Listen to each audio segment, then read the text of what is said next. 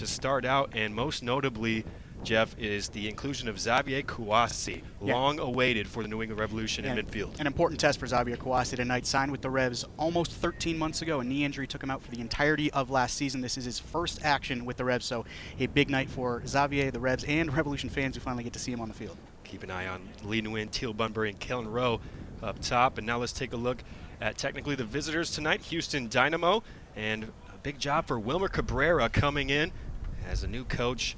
After 3 coaches in the past 3 seasons, it was said that the biggest focus for Wilmer Cabrera is to get Houston's identity back. Yeah, always the biggest task for a new coach coming in, and we'll see how Houston goes through it this preseason. And always interesting the beginning parts of a season with a new coach. It's still usually into the start of the regular season, a little bit of kind of that work to be done. But preseason, important before that opener in just a couple of weeks' time. And of course, Jeff, you mentioned it's preseason, so you'll see a few names in there that perhaps MLS fans won't recognize, as some guys are trying to play their way onto teams. You have some undrafted rookies in the lineup, and perhaps some trialists as well along tonight's action. Yeah, and particularly for the Revolution. I am personally a New England Revolution employee. The Revs even have some guys who will be in the lineup in the second half who I don't know a ton about because they just joined camp today, but that's what preseason is all about. A lot of the starters playing in the first half of the game, and then the second half we're going to see a lot of those guys who are going to be battling not only for minutes but for roster spots. And Jeff, as the New England guy, will have to pick a bone with you. No numbers on the back of these New England kits. They'll be wearing the blue trim with the gray tops, and they start with the ball as we are underway here in tonight's third and final game of the first day of the Desert Diamond Cup. Of course, you can catch all the action as Teal Bunbury tries to chase this one down. You can catch all the action the next 2 weeks on the Fox Sports Go on your mobile app and on the MLS YouTube site. Of course, the final is a week from Saturday, so stay tuned throughout the tournament. And Jeff, right away, looking for a ball over the top for Teal Bunbury, just a little too much on it, tracks out of bounds. Yeah, there is a little bit of wind out there as well, and I think it's going to take a little bit of time for teams to adjust to that. We can even feel it up here in the press box, kind of blowing the papers around on the table. So through the first 5-10 minutes of here, I think both teams are going to kind of try to adjust to the conditions. Other than that, obviously a gorgeous day, as it seems like it always is in Arizona. Yeah, beautiful day, but that is an excellent point. It has been windy all day long. Settled down a bit since the morning, but that will definitely be a factor moving left to right. Now Manotas gets on the ball and tries a rip with the left foot. Can't quite get on top of it. See on your screen there the officials for tonight's action. Boubacar Diallo, the man in the middle. And one big talking point today, Jeff Lemieux, and we've seen it in the first 2 games, is the introduction of the video replay in MLS this season. It'll come into play officially halfway through the season, but the first tests here in preseason, it's been used in the first 2 games, and it'll be used here in this game as well. Yeah, and an important time, not only for the teams getting ready for the season, but in that sense, the referees using that video assistant referee. And it'll be interesting to see how it plays out. We've already seen it in use a few times through preseason. I think people obviously interested to see what type of time constraints it will take. I know that that's the primary concern amongst the referees as well, is how quickly and efficiently everything can be done, but really the goal to make sure, not that necessarily every decision is correct, but that they're not getting the big game-changing decisions wrong. So keep an eye out for that, as Boubacar Diallo will have some help from the sideline. There's a ball through the back line looking for Mauro Manotas. You can see him there. Really came on at the end of the year for the Houston Dynamo. Got 10 starts and 6 goals, but it was all towards the second half of the season, including big-time hat tricks. So he gets to start up top. Big season for him, and a decent idea early in the game, the first opportunity for the Dynamo when the ball popped up to Manotas, and didn't quite catch it the way he wanted to, but a good idea to quickly try to get a shot off there and maybe catch Cropper off his line. It's a touch for Kouassi in midfield, and ball goes out of play off Scott Caldwell. It'll be a throw-in for the Dynamo on the near side. I don't know how good your eyes are. The Revs do have tiny little numbers on their shorts, if that helps you out. It does help a little bit. Big punt up forward. Boniek Garcia wearing the captain's armband. I think it's another big year for Boniek. Actually didn't score a goal in 31 games last season. Did chip in with 9 assists, and of course, great Honduran player, and under this new coaching regime, he has a chance to really grab things by the reins. He's wearing the captain armband for Houston at the moment. Yeah, 9 assists, still a relatively big number in Major League Soccer, but I'm sure that Wilmer Cabrera and the Dynamo would love to see him chip in with a few goals as well. On the right side of attack now for the Revs as Andrew Farrell will play it back and get to see Kawasi stretch his legs a bit. There's a rookie playing at center back there. Josh Smith pings it in and get our first foul call of the game. Goes against Houston, just in the 4th minute. Lean win with the quick restart.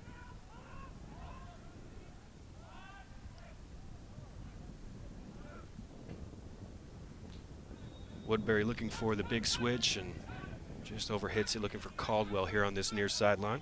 Yeah, London Woodbury might take a little bit of time to get settled in as well. He dealt with an injury for most of the Reds' first preseason trip to Casa Grande, so this is his preseason debut as well. And he will have, that's a nice play by Boniek to keep that in play, actually. So I trail my thought off. Played forward, and what I was going to say, Jeff, is Woodbury and Joshua Smith have a big task tonight. Of course, the big offseason story for the Revs, 2 big-time center backs brought in, but neither of them in the country right now, so a chance for these 2 young guys to maybe stake a claim to some minutes and perhaps even a starting position. Yeah, there was no question that for the Revolution, the big task this offseason was to shore up what was a relatively leaky defense last year, conceding 54 goals, and the big test there was bringing in center backs, did so in Benjamin Angua and Antonio Molinar de la Mere. You mentioned both of them in between preseason trips, returned to their home countries to work out visa situations, but they should be back relatively soon. But in their stead, yeah, and big opportunity tonight for London Woodbury, and particularly Josh Smith, who's a 4th-round super draft pick, trying to earn a roster spot still at this point, and has been impressive. Did score a goal against Sporting Kansas City in the Reds' first trip out to Arizona, and earning some big minutes tonight. That'll go a long way, still unsigned, as you mentioned, trying to earn his way. There he is with a towering header, leaping over Manotas, and good job from Caldwell to keep it in play. Eric Alexander getting on the ball. Bit of a miscommunication, looking for Andrew Wenger to run over the top, and he had checked back, so the Revs will start through the back with Cody Cropper in goal, and I'm sure we'll get to him more in a moment. Instead, it's on the other side of the field. Some news around the Revolution goalkeeping situation just before kickoff. Some breaking news just before. Jeff was scrambling, and that ball goes out of bounds. So Tyler Derrick will take a goal kick, but Cody Cropper in between the sticks for the Revs today, as there was a big trade. Yeah, the New England Revolution just moments really before kickoff announcing a trade that they had reacquired Femi Hollinger-Jansen from Minnesota United in exchange for Bobby Shuttleworth. The Revs went into preseason. Another of their big storylines was kind of the goalkeeper logjam. They had 3 players in Cody Cropper, Brad Knighton, and Bobby Shuttleworth who could have laid claim to that starting role. The Revs kind of addressing that situation a little bit by sending Bobby Shuttleworth to Minnesota, and in return bringing back Femi Hollinger-Jansen, a player who was a Revolution rookie last year, made 19 appearances, had 2 goals and an assist, was a fan favorite as kind of a spark plug off the bench, had been taken by Minnesota in the expansion draft, spent, I guess, about 3 weeks with Minnesota in preseason, and now makes his way back to New England. I know there are some Revolution fans who will be thrilled to see Femi back in the Reds red, white, and blue. Houston trying to work it through the back, and Kawasi steps in the passing lane. So keep an eye out on Cody Cropper and the goal for the Revolution and a battle for the starting spot this year. Of course, on the other side of the field, there'll be a battle for the starting spot as well. Tyler Derrick, Joe Willis, and it's Derrick who starts this game. Yeah, Derrick really did seem to come into his own last year. I know a lot of people within the Houston Dynamo organization have been big on Tyler Derrick for a long time, and it seemed like last year really kind of did step into that role. There's a slack pass. Looking right, Joseph Holland. It's a turnover in midfield. Revs trying to counter quickly. Ball over the top from Tierney.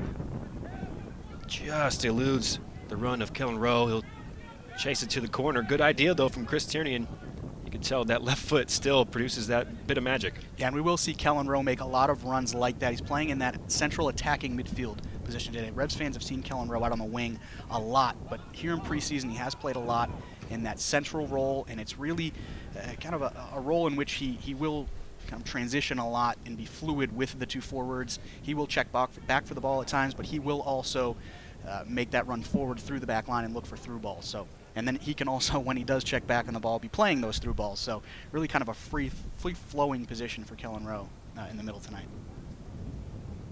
Playing the tip of that diamond, as you can really see it take shape here on this goal kick. Of course, the Revolution kind of known for that 4-2-3-1, but last year started introducing the diamond in certain situations, and sounded like Coach Jay Heaps was a fan of the ability to switch formations. Yeah, ended up switching to the 4-4-2 diamond. I think with about 9 games left in the season, went 5-3-1 through the last 9. They saw huge improvements defensively after making the switch. They felt like the 4-2-3-1 had just become a little bit predictable. The 4-4-2 really just put them in some different starting positions defensively and helped kind of shore things up a little bit. So Jay Heaps has talked about using multiple different lineups through preseason, multiple different formations. I think we'll see more of a 4-2-3-1 in the second half from the Revs, but testing out all of those different ideas in preseason, and Jay Heaps really wants the Revs to be flexible this season so they can change from game to game and even within games. Pragmatic approach, and we'll see how that pans out. Here's Alexander. It's a loose pass and good recovery from George Malky to make sure that Teal Bunbury wasn't able to just pounce on that ball.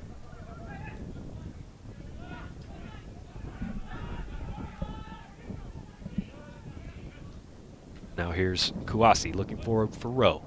Good tackle from Kevin Garcia, one of the 2 fullbacks for the Dynamo tonight. And both of those guys spent some time with Rio Grande Valley last season, so an opportunity for them as well to play their way into the mind of Wilmer Cabrera. And with a new coaching staff, isn't it the case where it seems like a lot of positions will be up for grabs? Yeah, even the players who've been kind of established veterans come in with a new coach. It was the way it was with the Revs and Jay Heaps in 2012, and everybody is fighting for those starting spots at the beginning of the season.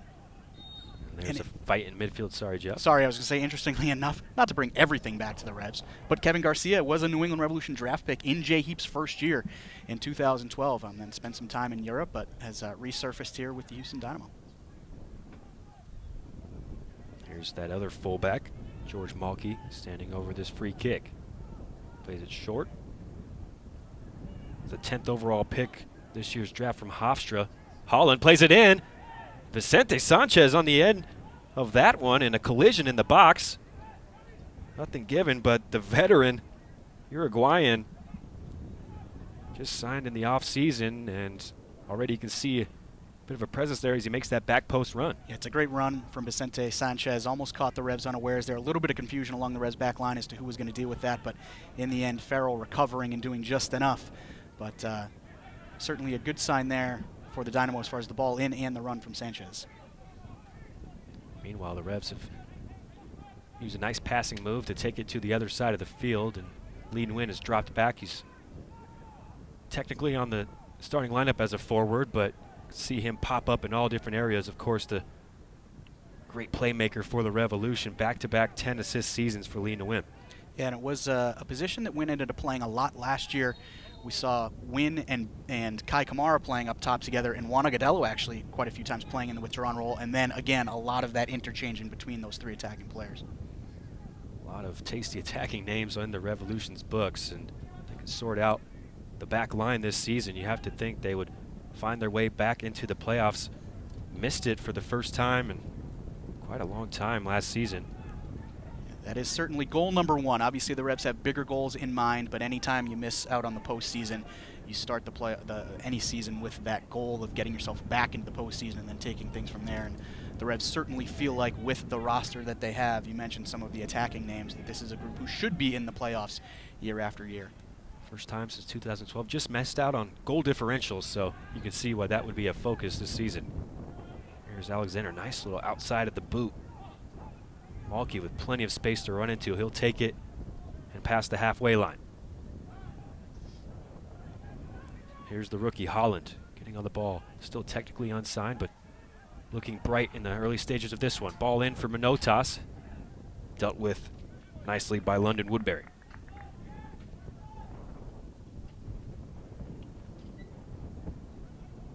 Throw taken. Manotas, good post up on the edge of the area. Wenger just couldn't dribble through the Revs back line, and now it's Fagundes trying to escape the pressure and touch out of play, so it'll be a New England throw in their own half.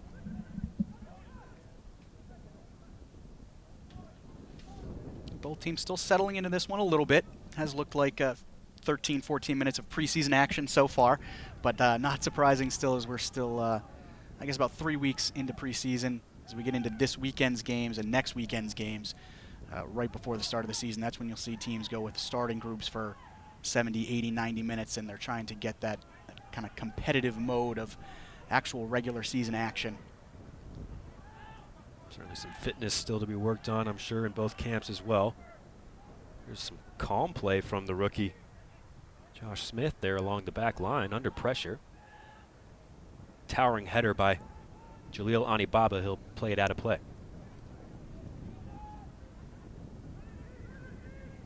Bunbury went for the chested flick and just couldn't quite get it. And, of course, on the opposite side, Houston missing the playoffs as well. Finished 10th in the West.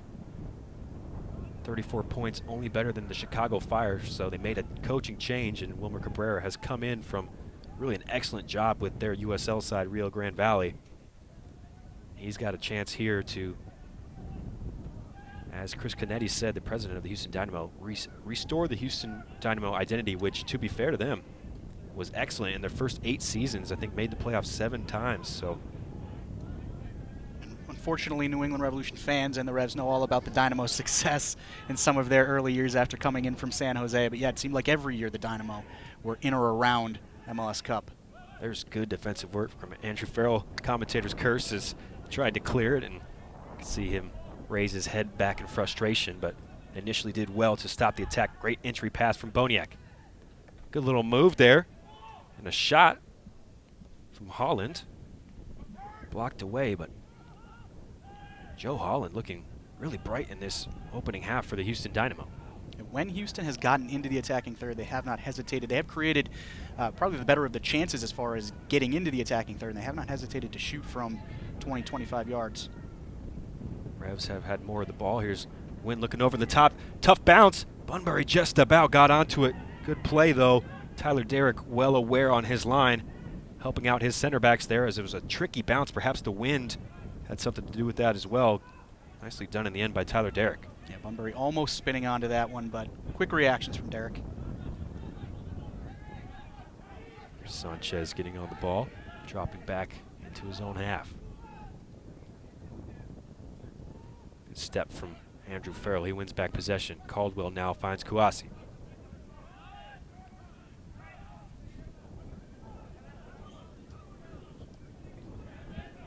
Joshua Smith looking for the run over the top. And just a little miscommunication there with Teal Bunbury. Yeah, Bunbury had straight into an offside position. Perhaps wanted it a little earlier. Game's starting to pick up a little bit here. Trying to get end-to-end stuff. Holland slips on the ball. It's a great tackle from Alexander. Now he looks for the big switch. Sanchez, plenty of space, offside. And we'll have a sub already here, just 17 minutes into the game. Looks like Daigo Kobayashi. Daigo Kobayashi will be replacing Xavier Kouassi. Perhaps not too surprising considering this was the first game action Xavier Kouassi has seen, as we mentioned, in almost 13 months, just getting him about a 15, 16-minute run out to kind of get him back into the swing of things. So it does look like we will see Daigo Kobayashi for the final 30 minutes of this first half. Here's Kouassi getting some congratulations from his bench. How good does that have to feel after signing with the Revs and then injuring his knee, not being able to play all of last season? That's got to feel good for both him and Revs fans, just getting a nice little 17-minute or so run out in the early stages of preseason. Yeah, I think more than anything, just a big mental step for Xavier Kouassi. He has started into full training really with the Revs late last season, so he's been on the field for quite a while. But to have that mental step of getting onto the field in a live action game, playing 15, 20 minutes, I got to imagine he's feeling pretty good sitting on the bench right now. Eric Alexander just dribbled 4 Revs players and was tripped from behind.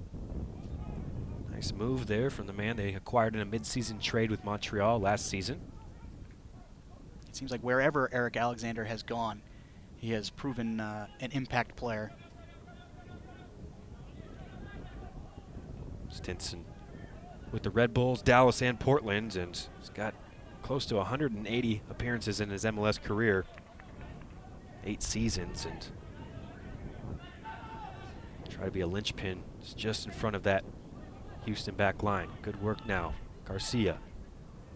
Sanchez. It's a tough take from Manotas. He did really well. He tries to go for a 1-2. Now he's in the box and he just scuffs his shot wide, but there are the types of plays we started to see from Mauro Manotas at the end of last season, and you can tell why Houston's so excited about the young Colombian forward. Yeah, and it's fantastic work in tight spaces here from the Dynamo, from Manotas to bring down that initial ball, perhaps not the touch he wanted to have, but to work himself into that area. Obviously doesn't make the contact that he wants, kind of scuffs the shot wide to Cody Cropper's left, but preseason probably more about that work to get into the spots than it is about the final ball.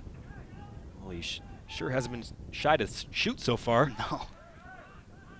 Got to admire that in a forward.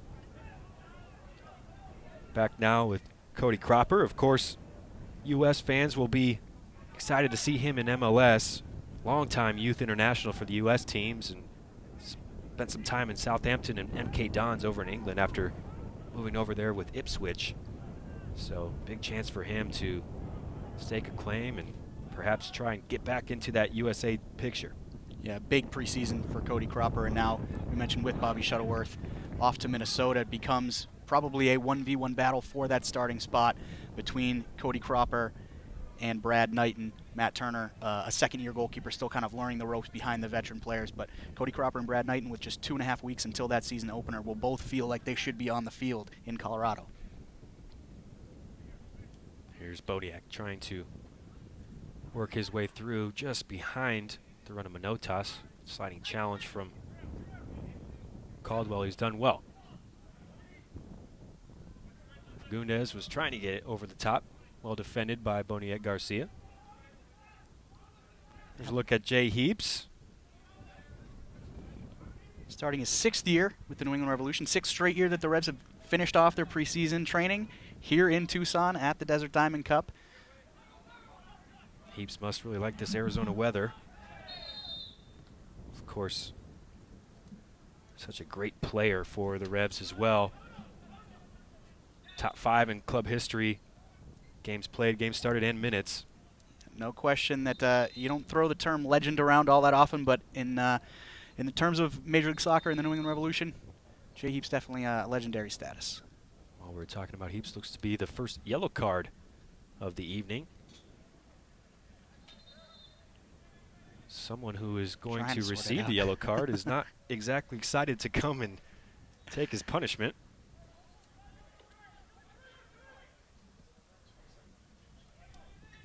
Couldn't quite tell. Still tough to tell. Looked like he held it up to a crowd. He was giving that to. Looks like it, thanks to our help in the booth here, Joshua Smith getting on the referee's notepad this evening.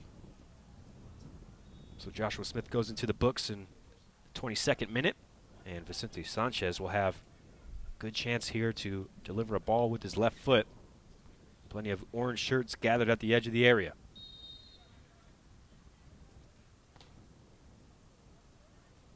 Cropper scrambling a little bit there as it had a bit of a wobble on that ball, but in the end, overhit and not at all in trouble. And let's take a look at that yellow card from Josh Smith. There you go. It's tough to argue, for sure. Tough to argue, even preseason, but when you do something like that, and then Sanchez with the ensuing free kick delivers it over the frame of the goal, but you have to I believe they call that cynical, Jeff. Yes, I think Josh Smith knew what he was doing there. I don't think he could be too surprised by the yellow. You have to wonder too on that set piece from Sanchez, as it was knuckling, probably confused Cropper a little bit, but also you can see him shielding his eyes from the sun a little bit as he has the ball at his feet. The shadows are creeping towards that end of the field, but I think for just a little bit longer, Cropper is going to be dealing with the sun in his eyes. Got the wind and the sun factors in this Arizona weather. Other than that, like you said earlier, Jeff, beautiful today. Little nutmeg from Manotas. He can try and spring an attack here. Excellent sliding challenge from Woodbury to deny the run of Andrew Wenger. Wynn is able to nick the ball back, and it'll go out of play off Anibaba, but a moment of danger there. Manotas in the middle of the pitch, creating just a little bit of space. And more good work from Manotas, who has certainly been one of the sharper players through the first 23 minutes. See the American and Arizona flags whipping The mountains in the background. Nice little move from Holland. He's found Sanchez, edge of the area. Boniek just digs that out of his feet. Garcia with the left-footed cross. Just about hacked clear by Smith.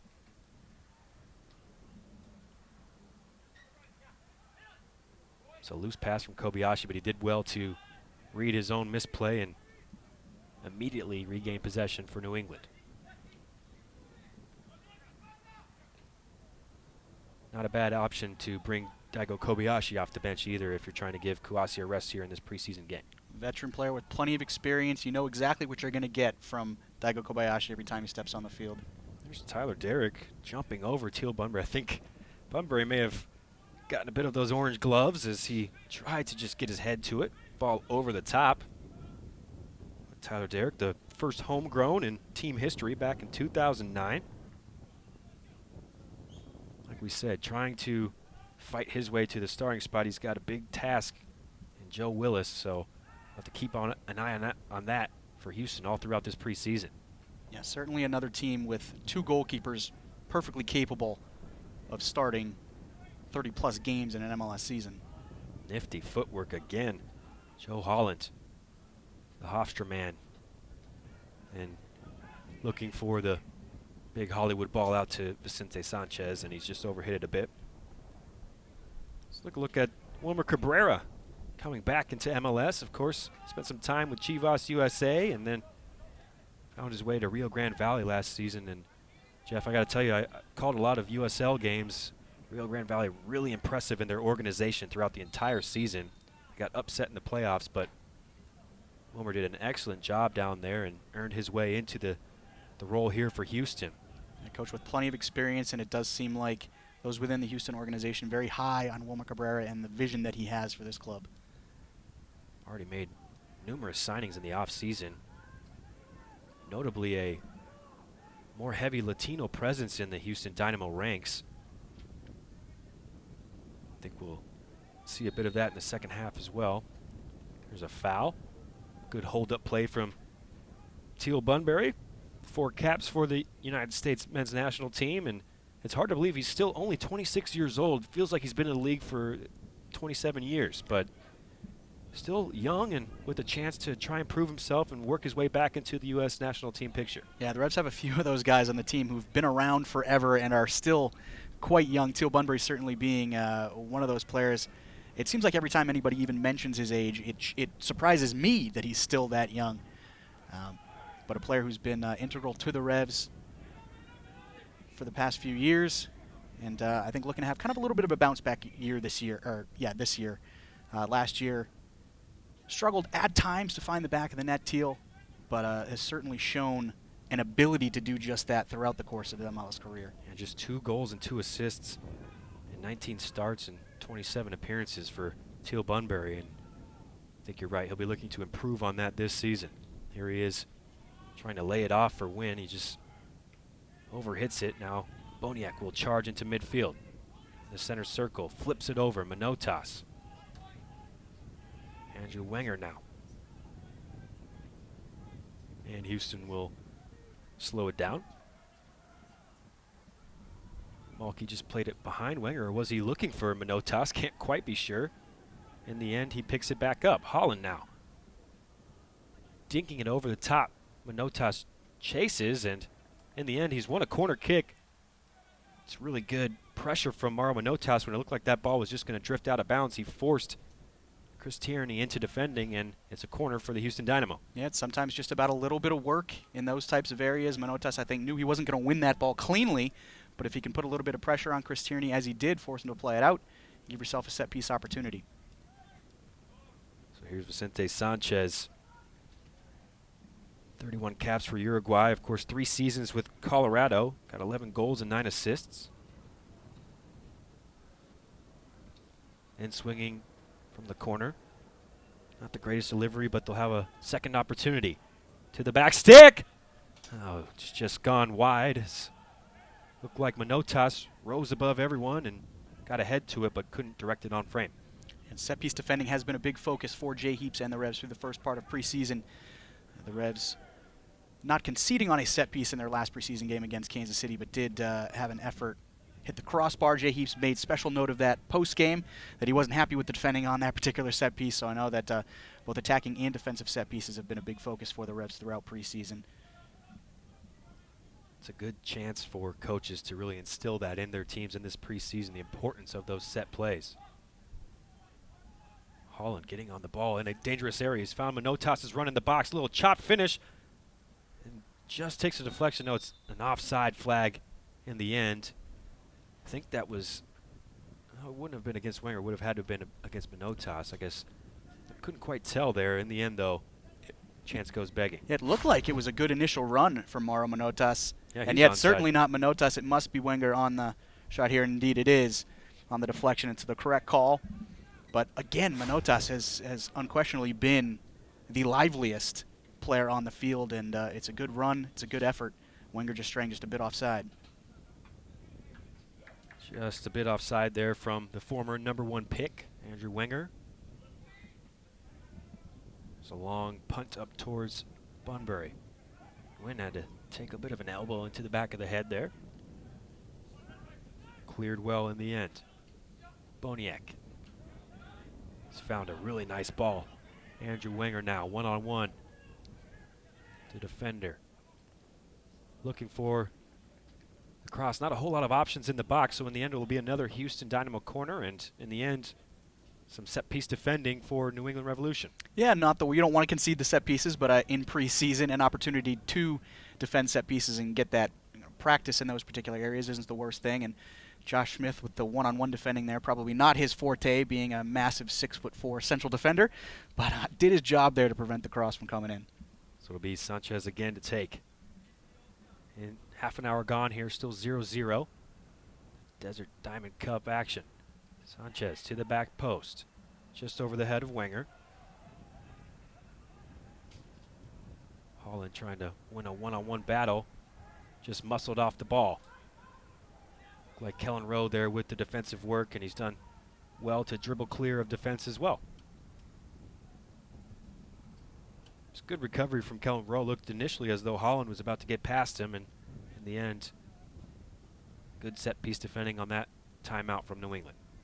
It's been another focus for the Revs throughout preseason, is that transition both from attack to defense and defense to attack. Jay Heaps has been kind of hammering into the group those moments immediately after winning the ball back and immediately after conceding possession. Critical moments of the game in Jay Heaps' mind.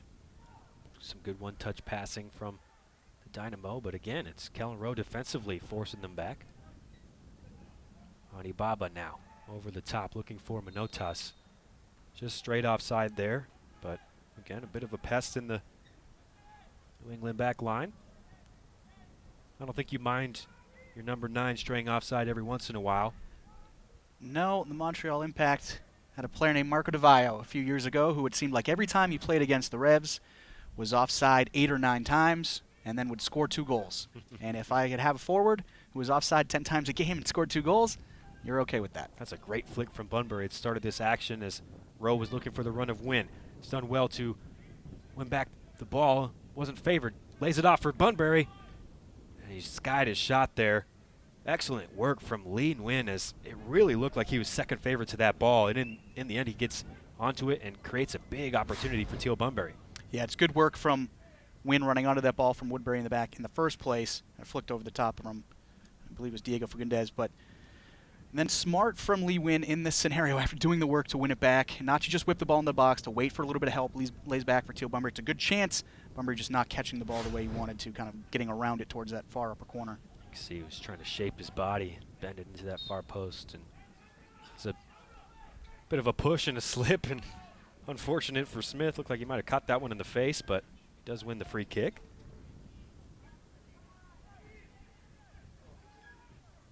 Tierney on the ball, back with Fagundes. And the Revs will cycle through. You can see their midfield has changed a bit since the disappearance of Kouassi. Caldwell perhaps dropping as the anchor of that diamond formation.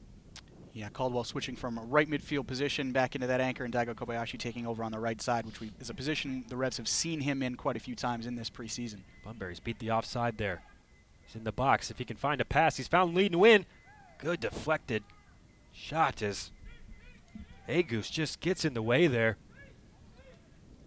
And almost a carbon copy as far as this time it's Teal Bunbury getting into the same spot, laying back for Lee Win. Another good chance for the Revs. Really the best two chances we've seen from the Revs in the past couple of minutes. But well-timed run from Teal Bunbury to get onto that initial ball. And again, smart. Finds a bit of space at the top of the box. I think Lee Win will be disappointed with himself not to get that effort on target. But a good, another good sign for the Revs is they've now created really their best two opportunities in the last couple of minutes. Good block there from Agus. I should call him Agus and not Agus, although that wouldn't be the worst compliment you could receive as a defender in MLS. Now on the other side, Boniek. Man behind you, and Alexander able to just maneuver his body and step in front of Lee Nguyen, and he'll pick up a free kick for the Dynamo.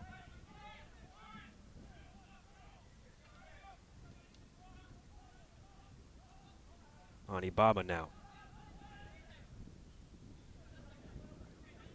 Here is Augusta, discovery signing for last season. Spent some time in the Real Madrid setup, actually, over in Spain, where he's from. Not the worst setup to spend some time in. Not at all. Played for their B team, Castilla, for some time. Alexander finds a big pocket of space. Malky wanting Sanchez to take over, and Sanchez obliges. Now he's found the right back. Great clearing header. Josh Smith able to step in front of Mauro Manotas, who looked like he was winding up. And now the Revs will streak past the halfway line. Bunch of gray shirts streaming forward. Win with a nice layoff, and again, it's Tyler Derrick quick off his line. Seen that a few times here in this first half. He has certainly had the necessary reactions in a few of those areas. And that's where we've seen the Revs be so dangerous in years past, is those quick counter-attacking opportunities, catching teams before they're able to get into the proper shape. The Revs not putting it together there, but certainly will throw numbers forward when they need to. It's a poor giveaway, and now the Revs can stream it to the box offside. Just couldn't quite time the run, Teal Bunbury. But dangerous there is Kevin Garcia with a slack pass in midfield, and all of a sudden, Kellen Rowe was charging at the Dynamo back line. And as much as Mauro Manotas has towed that line for the Dynamo, Teal Bunbury has done the same for the Revs. You can see on the replay there, might have been a close call on the initial ball, but Tyler Derrick, regardless, again quick off his line to cut out any potential chance. Perhaps he's well aware of that wind, which is whipping in his face. Allows the ball to just run towards him. Good touch under pressure from Bunbury, but pass forward from Kobayashi didn't find its mark. Advantage played by the referee. Fagundes, he's found a good ball out for Chris Tierney. The left foot, trying to play it behind the run of Rowe into Kobayashi. Snuffed out, but the Revs come again.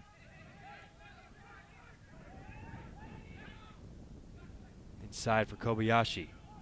Defended away, Kevin Garcia, good step.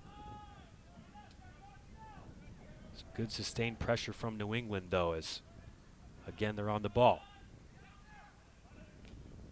Farrell is just giving that one away, and perhaps a chance for Houston to counter. They'll slow things down, but really just a disappointing pass from Andrew Farrell when, just as I was mentioning, New England had a nice period of sustained pressure. Yeah, it is typically in those areas where you're getting a little comfortable in possession and you're kind of pinging the ball around a little bit when you lose possession quickly that a team can catch you, but Houston just not quick enough on the trigger there. The Revs recovering well enough to kind of slow down the counter. August looking over the top. And again, it's Manotas who had just strayed into an offside position, and actually we'll have the ref giving a talking to. No more. Gets the no more signal. Universal referee language. Line drawn in the sand. And Balo says no more, so keep an eye out for Agus. Perhaps he was talking a little bit too much for the ref's liking. Bunbury leapt well and flicked it on. Rowe now looking for the return. Bunbury charging in. And Kobayashi missed hits on the volleyed attempt from the deflected clearance. We have seen the Revs get into some wide areas in the past 5-10 minutes or so. Obviously notable that they do not have typically the aerial target of Kai Kamara on the field right now. Typically anytime the Revs get wide and whip that ball into the box, it's looking for Kai Kamara. But Teal Bunbury, a decent enough player in the air himself. Sanchez twisting and turning, trying to escape a defender. Caldwell did really well, just nicking the ball off the Uruguayan's foot. Fagundes sizing up the opposition. He'll lay it off, and now over Chris Tierney, the longest tenured of the New England Revolution players. 10th season for Chris Tierney, a player who was a supplemental draft pick back in 2008. Had to fight his way onto the roster as a rookie. Didn't see many minutes really his first 2 or 3 years with the club, and has carved out a place for himself. And now he is actually on pace this year. I think with 30 appearances this year would pass Jay Heaps on the all-time Revolution appearances list. So a player who has been a constant in the Revolution lineup for the past 7 seasons. Really impressive to have carved out his career from a supplemental pick like that. Boniek now finding Manotas, edge of the area. Switches play. Sanchez in the box. Tried to cut it back. You could see Manotas just pulled up his run, but a little slip from Vicente Sanchez, and the ball trickles back to Cody Cropper. Yeah, for Houston, it's just been that final ball. There has been a lot of that setup play in tight areas around the 18. They've gotten themselves into good positions. It's been that final ball, that final shot that just hasn't quite been there. And that's typically one of the last things you see kind of come around for teams in preseason. There's Tierney again getting on the ball. Of course, you'll remember his wonderful goal in the MLS Cup a few years back. Kobayashi now settles things down. Chance for Andrew Farrell to get forward for one of the first times in the match. He's found a pocket of space, but thought he had strayed offside, and in fact he may have been played onside by the center backs who were dropping.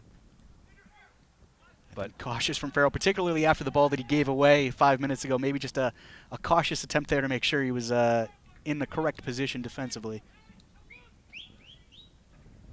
A little hug in midfield from August and Bunbury as they clashed on that attempted through ball.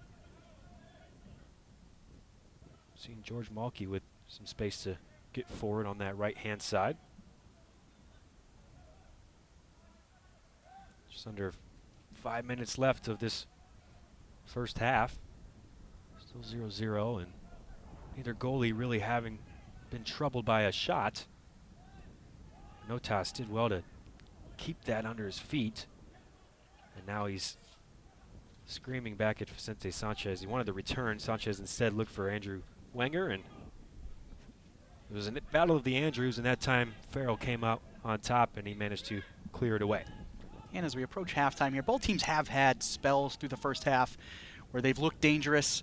The Revs had that 5-minute spell where they created their 2 best chances early in the game. Mauro Manotas really being on the end of everything for the Dynamo, but it really for both teams has been kind of that final ball in the final third to generate that that actual opportunity and test the goalkeeper.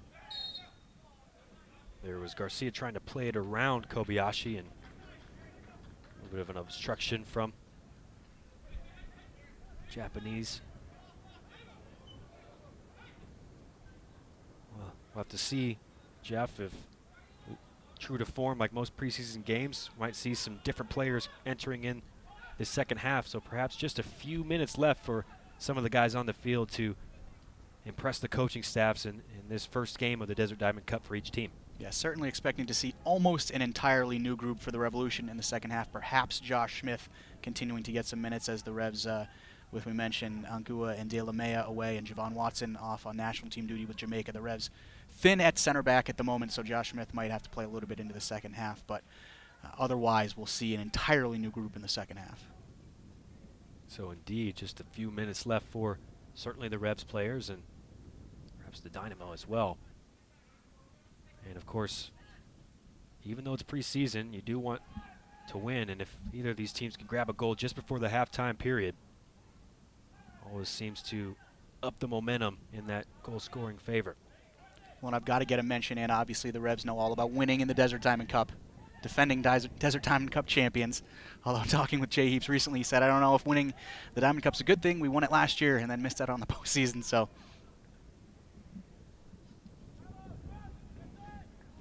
interesting there from Malky as he slipped trying to cut it back. Go out of play, and he'll take his time to saunter over to the fence and grab the ball for this throw in deep in the attacking third. Holland opens up his body. Looking inside, and just a missed kick there from Andrew Wenger. Looked like there was a chance for a 1-2 played over the top, but Wenger couldn't direct it forward with his left foot.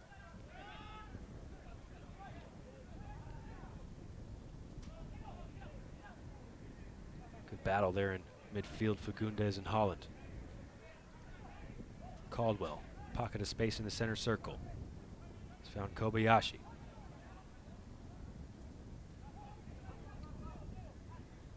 Back with Caldwell. So we enter the last minute of regulation time in this first half. Revolution trying to build a passing move from the back. Instead, Manotas, good tracking back from his forward position. Been really impressed by Colombian here in this first half. Holland. Patience there from the Revs, but just perhaps a little bit too much. Never were able to find that passing lane. And then you mentioned good work from Manotas to cut out a lane that Diego Fagundes thought was there and then start the attack back the other way. Malky again, the Chicago native, throws it. Manotas. Good hold-up play. And now it's Sanchez looking for a far post. Farrell managed to just flick it over the head. We've been notified there'll be not too much stoppage time here in the first half. And there is the confirmation from the referee. So we go into the halftime break. Still 0-0, still scoreless. I don't think there was a save made in that first half, but a bit of feeling out by both of these teams, Jeff Lemieux. Yeah, for sure. Certainly looked like 45 minutes of preseason action still, for sure. You mentioned neither keeper with a save to make. Both teams had spells where they looked dangerous around the box, but that final ball just not there quite yet for either of these sides.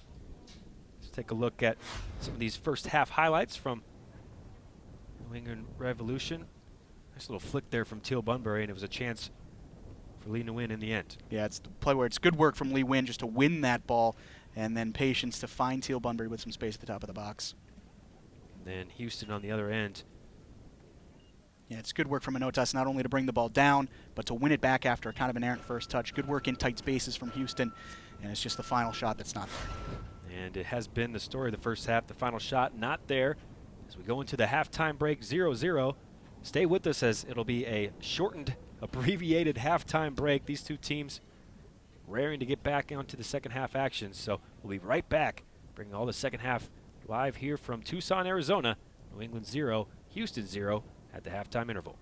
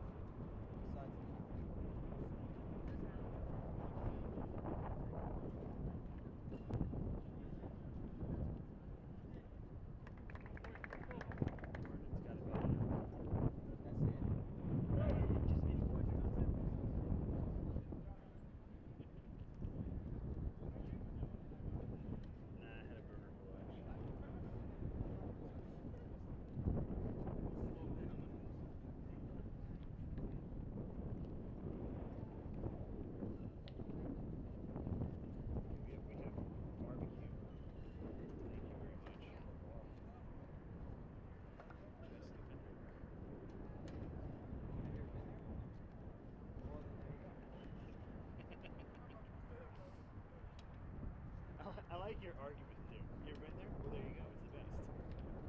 Well, then you can't argue against it. That's fair. I'm not arguing for Tucson. Sorry. What was the place you said? Coco. Yeah, I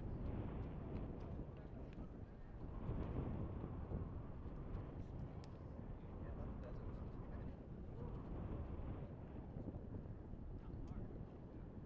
Well, Jordan, it's a dry climate, so it doesn't hold heat very easily. You're awesome.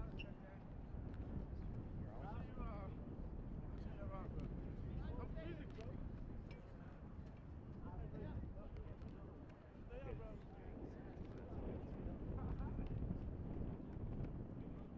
science. Yeah, they do. Remember the Scopes trial was intense.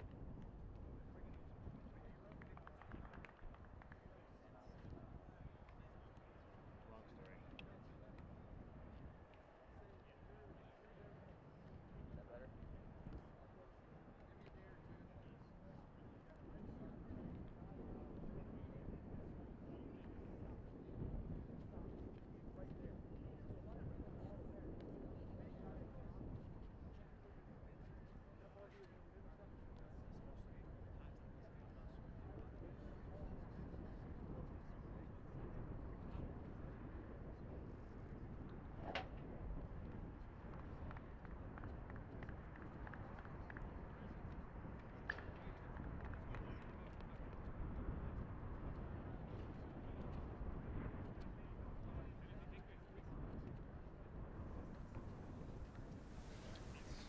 Welcome back to Tucson, Arizona in the Desert Diamond Cup. We're ready for second half action between the New England Revolution and the Houston Dynamo. Joined by Jeff Lemieux, I'm Carter Augustine, and apologies if you skipped your tea break there at halftime, as they did take a little bit longer to get back on the field, perhaps to instruct all the new players coming on the field. Jeff, as there's been plenty of changes, wholesale changes in fact, 10 changes made for New England and a whole new 11 for the Houston Dynamo. What stands out to you in this second 11 for New England Revolution? I have plenty of players in this second 11 who are on trial with the Revs or unsigned rookies, players who are going to be fighting for roster spots through these next couple of weeks. So really that is the story for the Revolution, and it'll be also a first glimpse for Revolution fans of first-round Super Draft pick Brian Wright. So big chance to see Brian Wright for the Revs, and it's Houston who starts with the ball, and I'm sure Dynamo fans will be absolutely thrilled to see a front three of Romel Kyoto, Eric Torres, and Albert Elise. Three exciting young players, and I think perhaps one of the biggest stories of this Houston Dynamo season is the form of Eric Torres. Of course, 15 goals with Wilmer Cabrera back in the year he played with him in Chivas USA. Hasn't really caught on yet for the Dynamo, but he's in there as the number 9 in this second half. Yeah, a player who unquestionably has the ability to be a game breaker in Major League Soccer. Still a very young player. It is just a matter of putting it together in this Houston Dynamo system. So he gets to start along with a pretty experienced side for the Dynamo here in the second half. So these Revs youngsters will have their hands full, and there was a handful of the jersey of Eric Torres already inserting himself into the fray. He's picked up a free kick. It's about 30 yards out or so, and perhaps a chance to test the keeper if Juan David Cabezas fancies himself. He looks like he's lining up right now.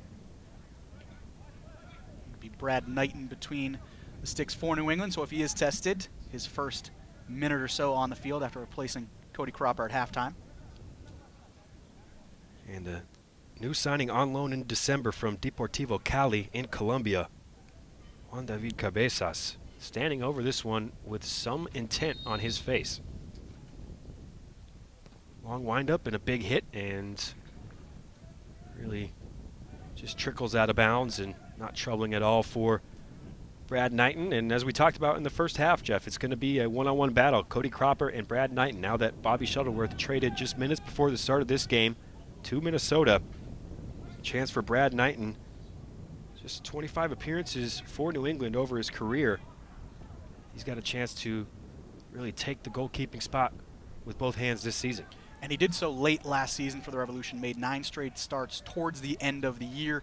actually ended up winning despite only making, I think, about 12 or 13 appearances last year. Won the Revs Player of the Month award 3 times, ended up winning Players Player of the Year, so not a ton of appearances, but made a huge impact. Good step from Rico Clark. He started this counterattack for the Houston Dynamo, and it was Kyoto getting forward. See a bit of pace there from the new signing, Romel Kyoto. There he is, number 12 in the middle of your screen, from Balfate, Honduras. 25-year-old. He's got 27 caps for Honduras.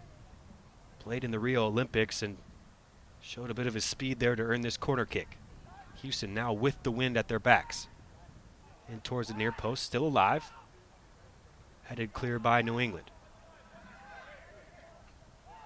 You mentioned some of the attacking talent on the field for the Dynamo right now. A massive test for this second half group of Revolution players, including a back line, which includes 3 players who are not currently under contract with the club. Donnie Smith, the only player under contract at left back.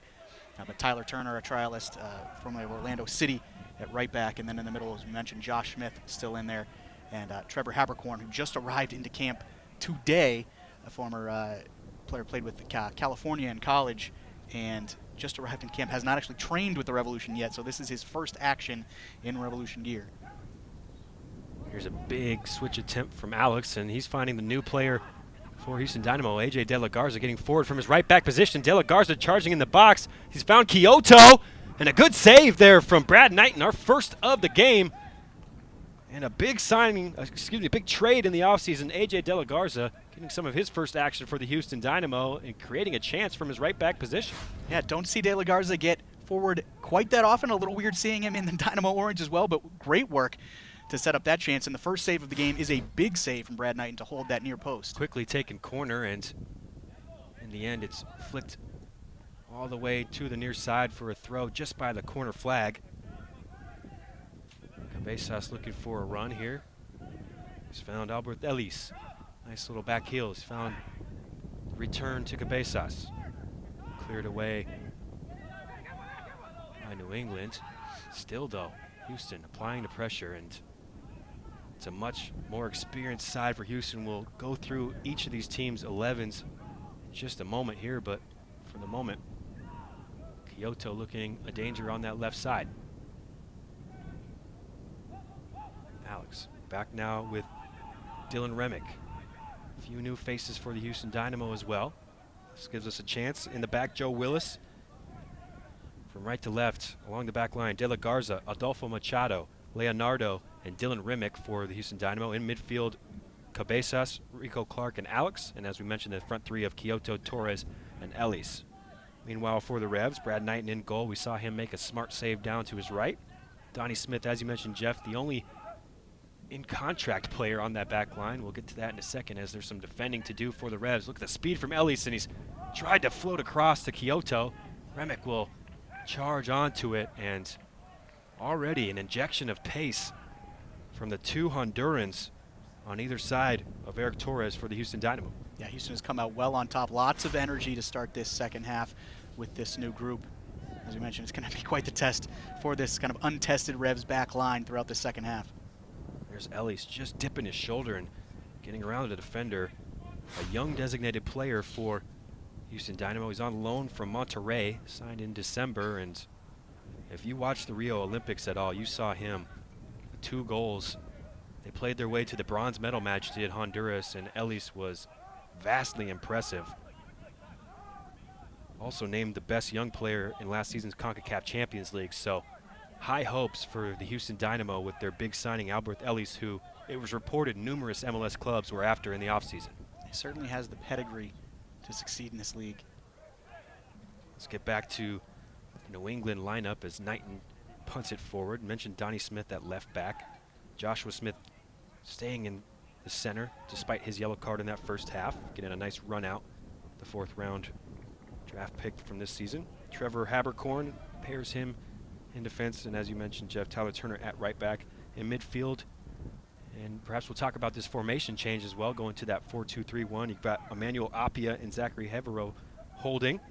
In front of them, Napo Matsoso, another rookie draft pick, and now here's Tristan Bone getting forward, whipping in across, and excuse me, that was Donnie Smith actually from his left back position. Getting all the way up there. Tristan Bowen is on the left. Jose Rodriguez, a trialist, on the right. And the aforementioned 20th overall pick, Brian Wright out of the University of Vermont, will lead the line for the Revs in this second half. And like Trevor Habercorn, Jose Rodriguez, a player just arriving in Revs camp today, has not trained with the club yet. He's a local player out of Phoenix, played at Grand Canyon University. So not only a new face and name for Revs fans, but for us here as well.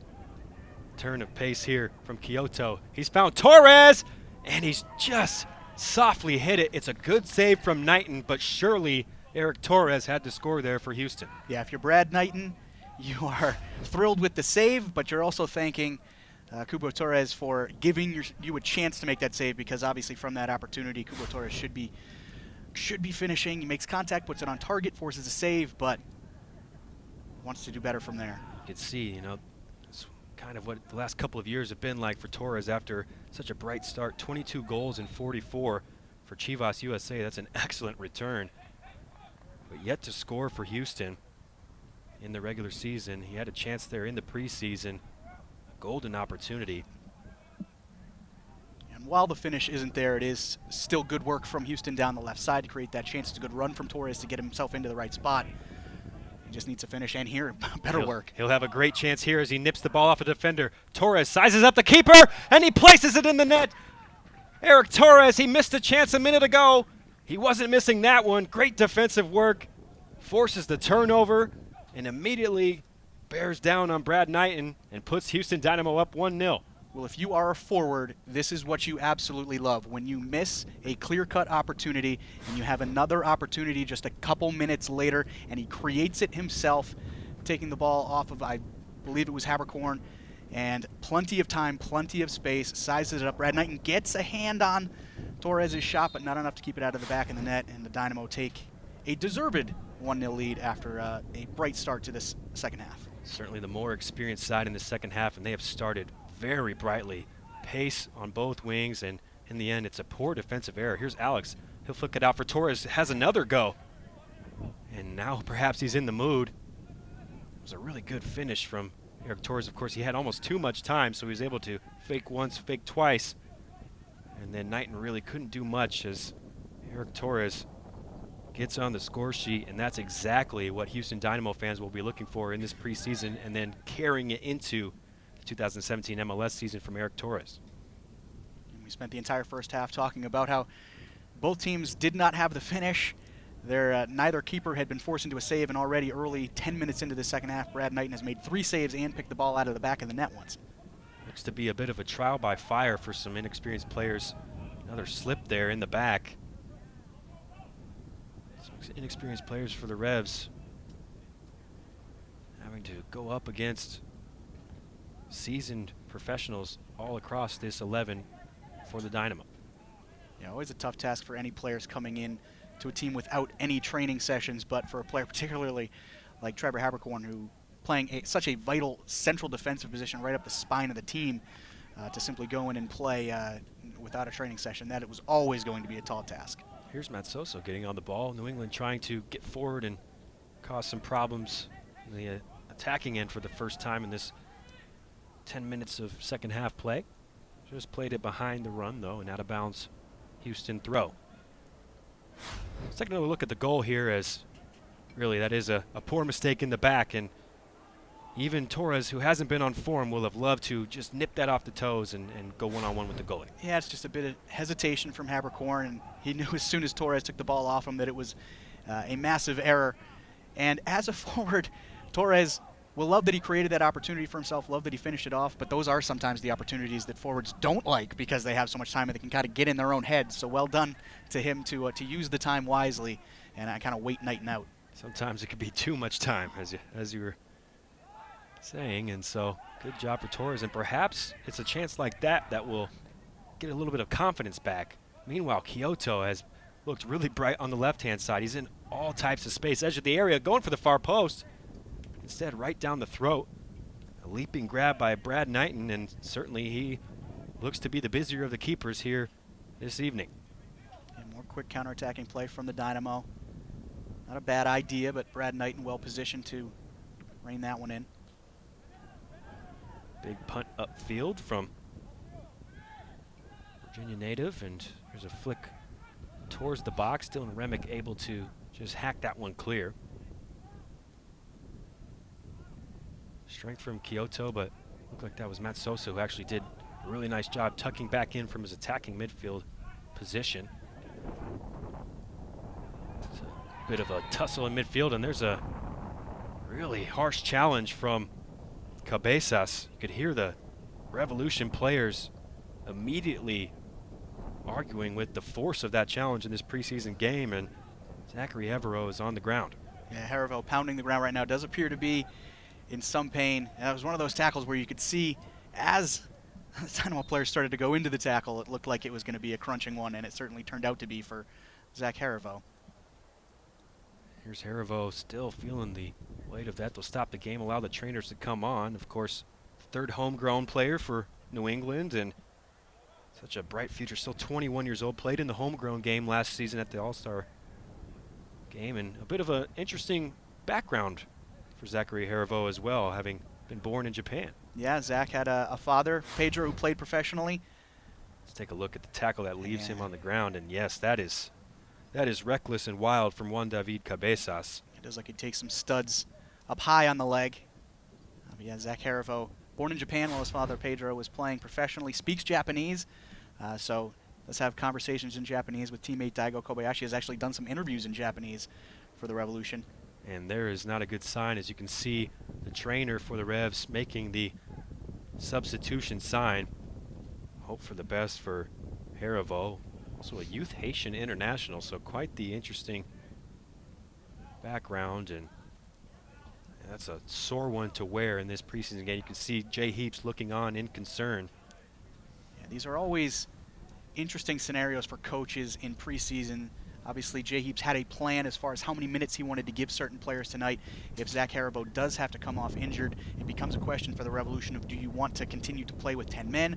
Do you take a player who just played 45 minutes in the first half, who's now been cooled down for 20 minutes, and put him back on the field, which could potentially risk injury? You're also pushing a player to play 70 minutes, who you maybe only thought was going to play 45. So it will be interesting to see what the Revs do here. They do still have Academy player Joe Brito on the bench, so that is an option. But it does not look like Zach Harivo, as he limps very gingerly off the field, is going to be able to continue here tonight. And just outside of your picture was the repercussion for that nasty challenge from Cabezas. He's been shown a yellow card, as Bala was able to think that one over. So the second player in the books this evening, first for the Dynamo, but more importantly, best wishes to Zachary Harivo, as he is requiring a lot of assistance to get off the field. It looks like he can't put hardly any weight on that right foot or on that right leg. So we'll stay tuned. Hopefully it's not as bad as it looks, but for the meantime, New England down to 10 men on the field. An hour gone, and they'll have a free kick.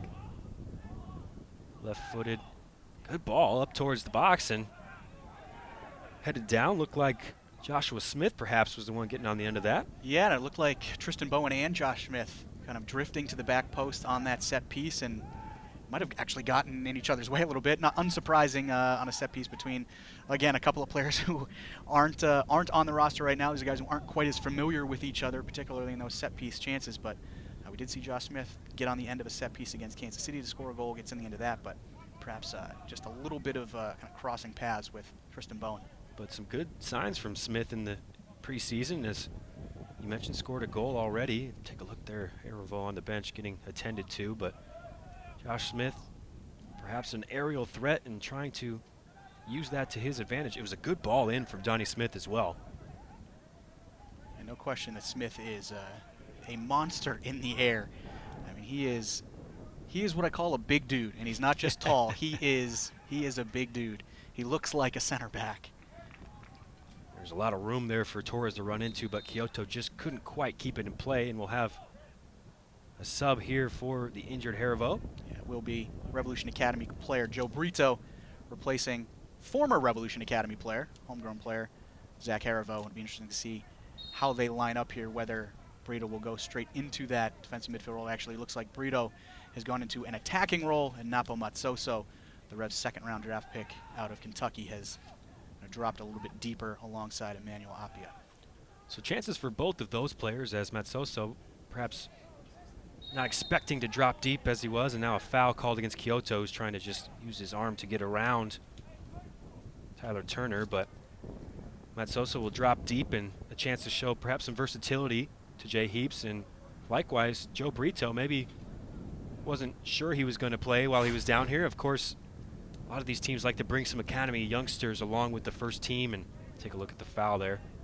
Yeah, it's good work from Josh Smith just to get himself in a position there where he is getting fouled. He's probably not going to win in a battle for pace there, but was able to position his body well to win the foul and get himself out of trouble. But a lot of those teams like to bring those academy players along on these preseason trips just to get them a taste and a feel of first team action and see what it's like to be a real professional. And so Joe Brito, the academy kid, getting into some game action. Yeah, the game experience is one thing, but it really is all about just kind of being on the road with the team, being at the training sessions, getting in with the team a little bit, seeing how the professional atmosphere works. That is kind of the biggest benefit of having those players in. And the Revs have done it for years. Zach Haribo actually spent years out here with the Revs while he was an academy player. We've seen United Healthcare Academy Player of the Year Justin Renix out here the past few years, so it's been something that the Revs have gone to and continue to do for their academy players. Smith will just drop it back to Knighton, who lashes his foot through that one. One in midfield by Cabezas. The second ball goes to the Revolution. Rodriguez, chance to get on the ball here. He's found a teammate around the edge of the area. And now Remick with really a loose giveaway. He's kept the pressure on the Houston Dynamo defense. Matsoso looking for a switch. He's got that one all wrong, and there's a veteran move from AJ De La Garza. You mentioned it, Jeff. A bit weird to see AJ De La Garza in an orange Houston Dynamo uniform, but what an excellent offseason acquisition. And Wilmer Cabrera said he could be the best right back in the country. Yeah, I mean, anytime you can add a player with, about 200 MLS appearances and some MLS Cups under his belt, those aren't the worst additions to make in Major League Soccer. And AJ De La Garza, certainly a player who has shown for years his ability in this league. There's a ball over the top. Wright does well to hold play initially. And now Ricardo Clark, speaking of veterans, there's one right there. He's won the ball and played an excellent ball forward. Kyoto chested down in the area, looking for the side-footed finish. Excuse me, that was Ellis who had switched sides with Kyoto, and Albert Ellis in the box. Another weak attempt on goal by the Dynamo in a very good position, but they are finding themselves in great positions in the second half. End-to-end stuff here, though. Going down the other side and outside of the boot. Just couldn't quite find the run. Offside will give us a chance to breathe here as a little back and forth there. And let's take a look, Jeff, at a really good opportunity for Ellis. It was a stunning ball from Ricardo Clark to spring Ellis, and you can see Ellis just trying to shape his body around that ball so he could get on his right foot and get it towards the far post. Just wasn't able to kind of corral it enough to get his body around it, didn't get the power and the direction on it that he wanted, and Brad Knighton makes what's in the end a relatively comfortable save. Good signs from the Houston Dynamo as some of their new players starting to show their stripes.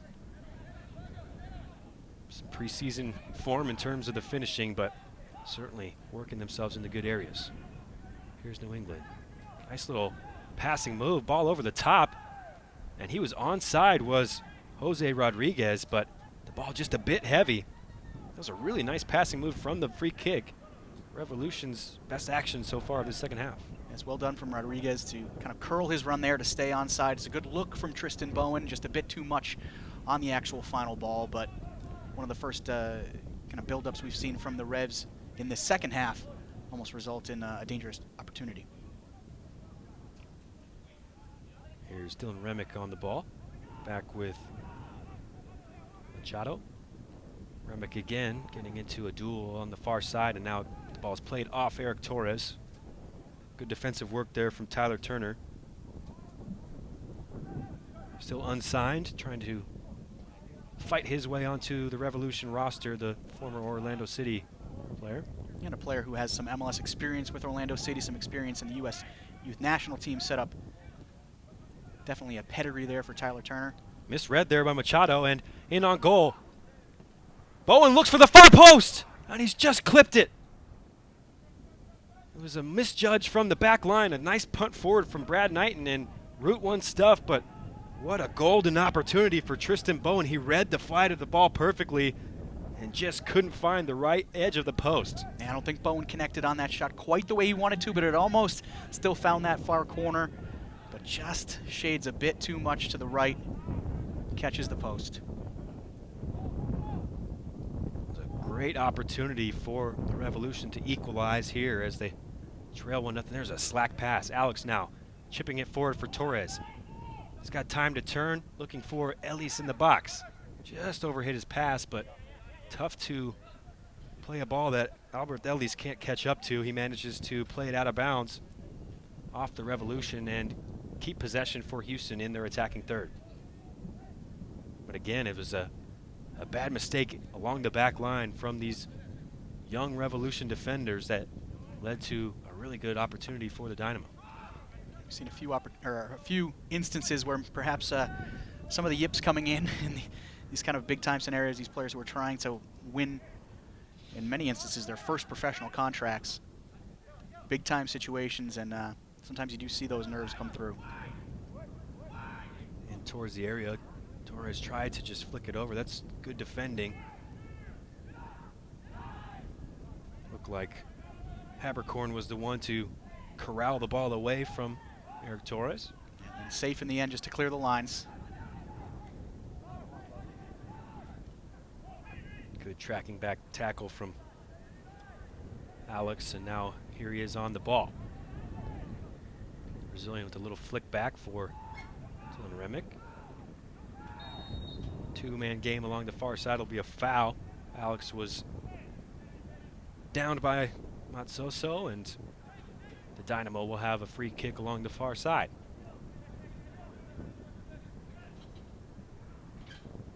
"20 minutes and change to go here in this second half. As the sun is starting to set here in Tucson, Arizona, and setting on the third and final game of this first day of the Desert Diamond Cup. And a reminder, you can catch all the action for the next couple of weeks on Fox Sports Go on your mobile app and also on the MLS YouTube page. Lots more action coming up from Tucson throughout the next couple of weeks. Be a free kick here for the Dynamo. They've pushed everyone forward. And Romel Kyoto standing over to take it. Actually, another substitution. It looks like, is that Trevor Haberkorn coming off? It is, and Trevor, within his first couple minutes on the field, looked like he took a little bit of a knock, tried to battle through it. Kyoto on the free kick. It's a decent delivery, but well judged by Brad Knighton. We'll get to you in just a second who came on for Trevor Haberkorn. A bit tough in preseason sometimes with all the moving parts. Perhaps a youngster trying to impress Jay Heaps as well. Yeah, I'll be perfectly honest, I don't have anyone else on the Revs roster. Looks like he's wearing number 53, which I believe Tristan Bowen is listed as on the roster. But he's wearing 47. So it's in flux here, but he has slotted alongside the left side of that center back pairing.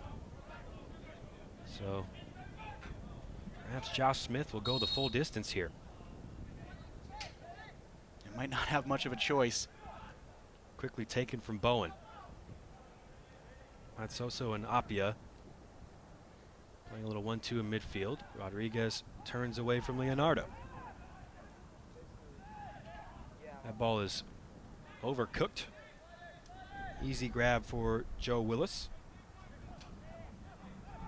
Made 24 starts last year and got 5 shutouts, did Willis, the big 6'5" guy out of St. Louis and the famous Scott Gallagher High School. There's Matsoso just heading it out of play. De La Garza to take the throw in, and we did get to learn for the first time this season, some details in these offseason acquisitions, and we learned that in order to get A.J. De La Garza, I'll get back to that in a minute, as it's a turnover in the Revs trying to go forward into the area. It's a nice effort.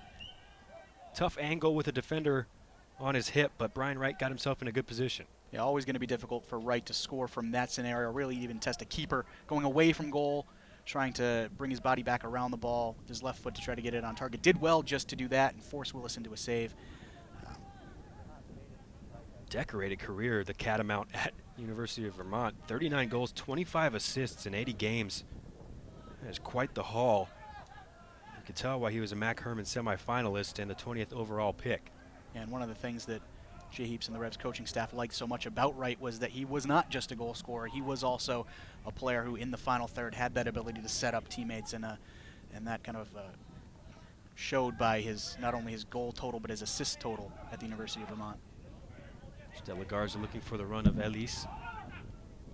And Rico Clark, the seasoned vet midfield. Looked like the ref was going to blow his whistle, but Clark manages to get away from one defender and now plays it off Donnie Smith out of bounds. And you can see the captain's armband on Ricardo Clark. Two-time MLS Cup champion. 34 caps, of course, for the U.S. Remember him from the Confederation Cup and the World Cup in South Africa.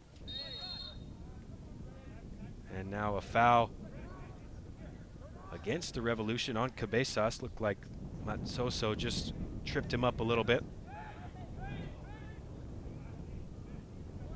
As we mentioned, Cabezas signed on loan in December from Deportivo Cali.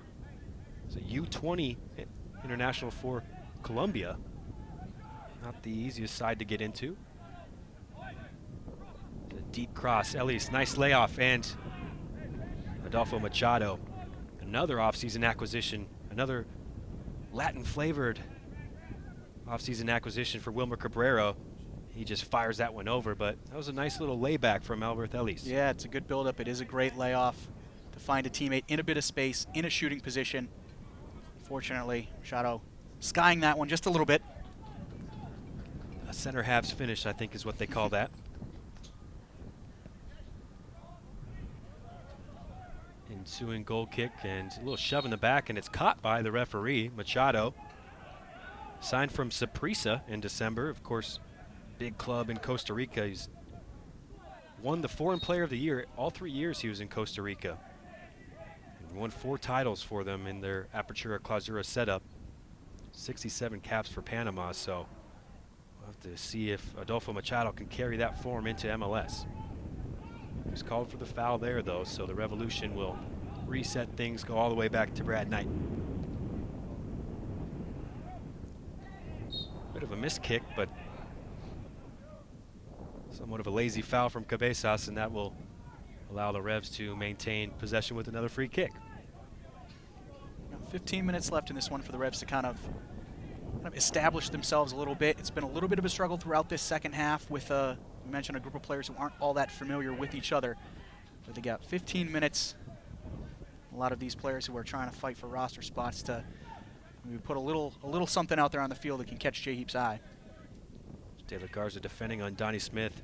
Just to finish the thought from earlier, 125,000 in GAM and 50,000 in TAM, among a few other draft day maneuvers for the Dynamo to bring A.J. De La Garza into the fold. Certainly one of the biggest developments of the offseason from a Major League Soccer standpoint. The fact that those amounts of allocation money are now disclosed will help people seriously kind of assess a lot of the moves that were happening. There was a lot of guessing going on in years past. It was always difficult to assess whether a move was good for a team or not because you never knew how much money they had to give up to get particular players. So this is certainly a big move from a transparency standpoint. Great touch in midfield from Alex, and now a touch out wide left. Kyoto has a go. Certainly got some steam behind that shot. Good work in midfield from Alex, but Kyoto blazes over.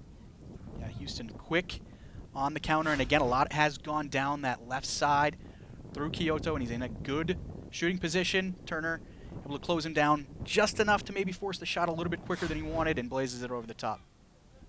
Brad Knighton looked to have that one covered down the center. 2011 NASL champion with the Carolina Railhawks. Goalkeeper of the year that year as well. His long punt is headed out of bounds by De La Garza. And I agree with you, Jeff, that was a huge development. Nerds like me can now talk about that in the barbershop and other places. Try and put our GM hats on and criticize all these guys making moves in MLS. It is an exciting bit of transparency by the league, and looking forward to more developments in that area. It created quite a bit of buzz in the Super Draft room. It was somewhat of a surprise, right? Yeah. On draft day. Yeah, the announcement came probably 5 minutes before that first trade was actually made. So I think a lot of people actually found out about the change as Commissioner Don Garber announced it on the Super Draft floor in Los Angeles. Bit of a clumsy challenge there from Donnie Smith, as it was a nice bit of play from Ellis to lure him into that tackle. De La Garza will just reset back with Machado. He'll play it over to another new player for the Dynamo, Leonardo. Haven't mentioned him, another former Galaxy player. He was signed in the stage 2 of the re-entry draft back in December. And Dylan Remick, who just lost the ball out of play, was signed as the first overall pick in the stage 1 re-entry draft. So, bunch of new faces, 4 along the back line for the Dynamo in this second half lineup. Ellis now, that's a great entry pass and a post up.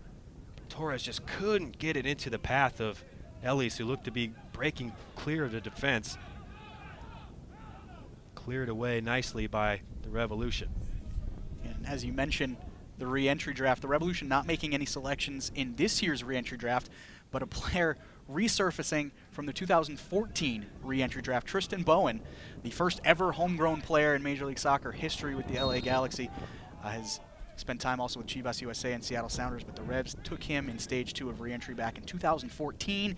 Ended up going and playing in Europe, Scandinavia for a little bit, and now back in with the Revs on trial in 2017 preseason. Trying to fight his way back into the MLS picture. Meanwhile, a foul called against the Revolution, and Houston not going to bring players forward. They'll just play it short through Alex.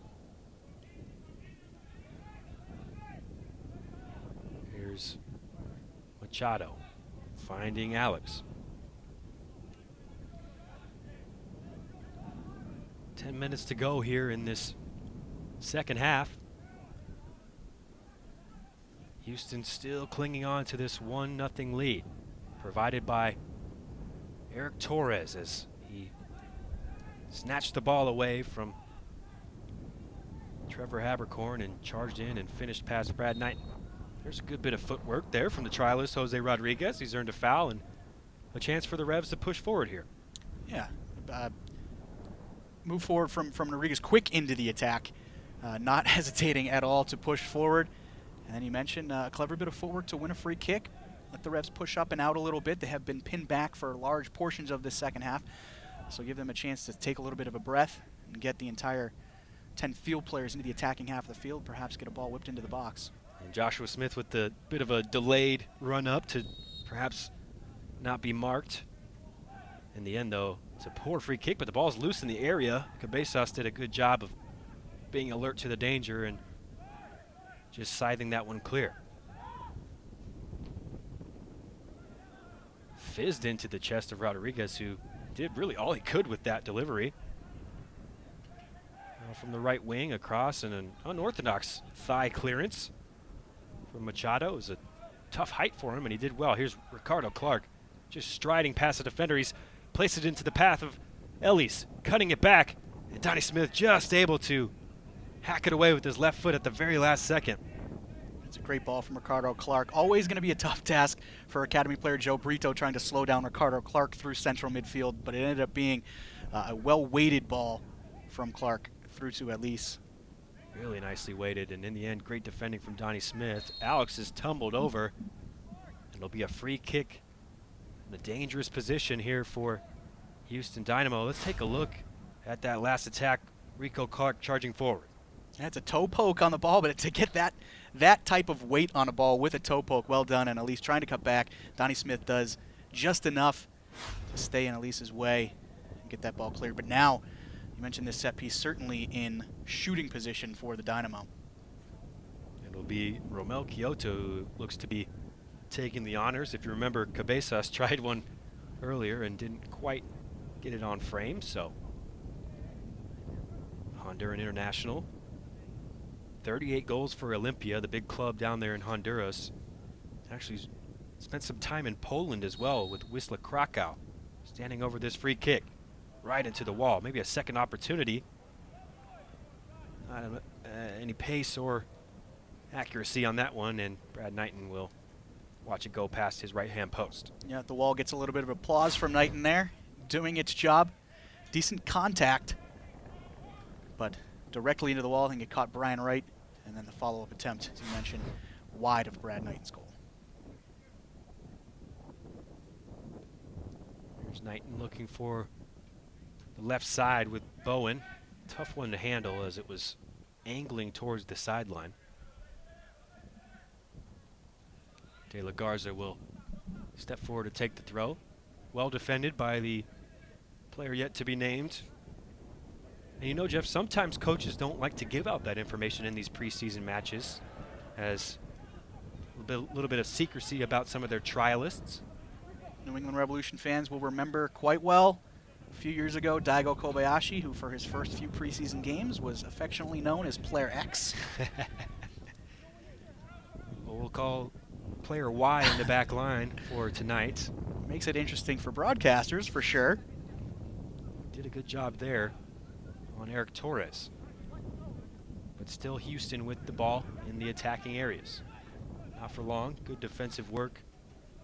Looking for Brian Wright.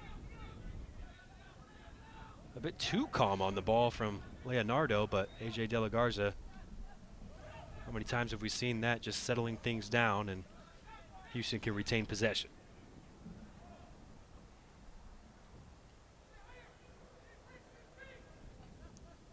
Cabezas.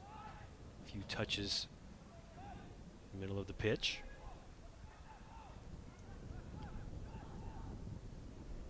Cabezas again. Now he's found Clark. Back with Leonardo. Houston just taking their time in possession here with the 1-0 lead, ticking on towards 5 minutes to go in this Desert Diamond Cup opener. Elise. Nice ball in for Alex, who is trying to stride past Joshua Smith. That is a great bit of defending, though, from fourth round pick. And this is what has brought us to where we are.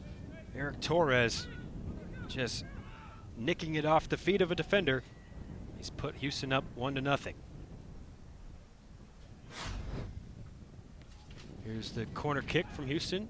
Well claimed in the end by Brad Knighton amongst a host of bodies in gray and orange. And one of the more difficult things goalkeepers have to do coming through a crowd like that through the middle of the box.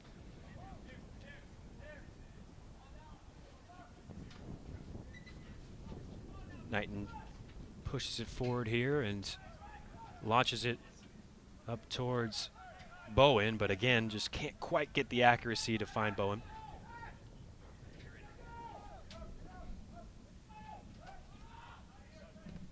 De La Garza now. His clearance is deflected, and I thought it was deflected. It was in the end. 4 minutes to go here. Houston leading 1-0. Donnie Smith did well. He's found the feet of Wright. Lifted towards the middle. Matsoso with a deft touch of the head, and Apia can play it over towards Josh Smith. Now he's caught on the ball and just managed to get a touch to it, which allows the defense to get back, but again, just some lackadaisical on the ball work from a New England defender in the second half. And the pace has slowed down a bit in the past 10-15 minutes or so. I think the Dynamo content with that lead at this point instead of pressing as we saw them do for about the first 30 minutes of this second half. Houston a little more calm in possession, kind of taking their time, waiting for the Revs to force them to do something. Now just about 3 minutes left for the Revs to make a mark on this game. All things considered, the vast experience difference between these two lineups. The youngsters for New England just trailing 1 goal down with a couple minutes left. Sure, the Dynamo did create a host of chances, but in the end, just the 1 goal conceded by this youthful New England setup. Yeah, based on the lineups that are out there now, no surprise that Houston has been the team that has been on top throughout the second half. A whole lot of MLS and international experience on the field for Houston, while this Revs second half lineup is a group of primarily trialists who haven't played a ton together. But yeah, they've held their own. Obviously, there have been a few loose balls in particular areas. Obviously, the mistake that led to the goal, but Brad Knighton has called into action here, but sharp off his line. He's been called into action a few times, but really probably just the one huge save early. There was the chance for Cubo Torres that probably should have put away right before his goal. But the major chances have been relatively limited. There's a curled ball from Donnie Smith, sliced away by the Houston defender. Looked like Kyoto had tracked back to help out Dylan Remick, who had charged forward. And all things considered, I think both AJ De La Garza and Ricardo Clark have more appearances than the whole of the Revolution roster in MLS, so the vast difference. But on the other end, Houston fans have to love what they've seen, and now Alex will charge clear. It's a 2-on-1. He slides it forward, Ellis, and he finishes it off the game, finishes off a 2-on-1 move, and gets on the score sheet in his first preseason with the Houston Dynamo. Alworth Ellis finishes the game 2-0 Houston. Yeah, it looked for a while like the second goal was coming for Houston, perhaps not in the last 10 minutes or so. But as soon as Houston breaks in here, there's not much the Revs or Brad Knighton are going to be able to do. It is a simple finish for Elise, but he's in the right spot. It's a good ball. And Houston salting this one away right as we approach the 90-minute mark. Alex just managed to beat the offside, and in the end, a 2-on-1, and the simplest of passes, the simplest of finishes. And Houston, whose fans have to be happy with what they've seen from Romel Kyoto and Alworth Ellis, especially the two pacey Hondurans on the wing.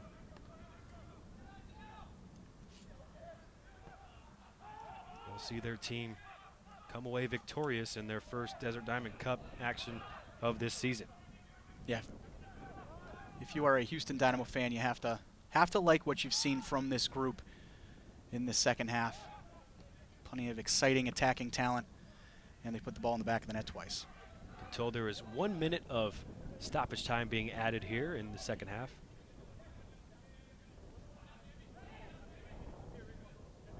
Bowen now.